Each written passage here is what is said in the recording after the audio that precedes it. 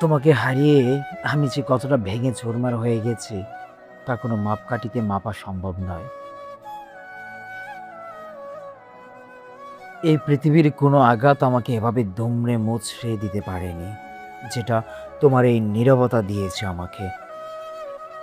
তুমি কতটা নিষ্ঠুর হতে পারলে যে আমাকে ছাড়াই তোমার নতুন এক পৃথিবী সাজিয়ে নিলে। অথচ দেখো, আমি এখনো তোমার মায়ায় এমন এক জালে বন্দি হয়ে আছি, যেখান থেকে নিজেকে মুক্ত করার জন্য প্রতিটি চেষ্টা আমাকে আরো বেশি রক্তাক্ত করে তোলে। তোমাকে ছুঁয়ে দেখার যে আকুলতা আমার অপূর্ণ রয়ে গেল, তা বোধহয় কবরের মাটি পর্যন্ত আমার সঙ্গী হয়েই থাকবে।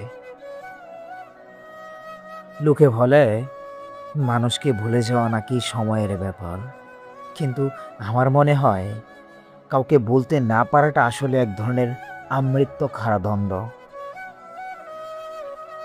তুমি আমার হতে না পারলে, আবার আমি তোমাকে ছাড়া অন্য কারো হতে পারছি না।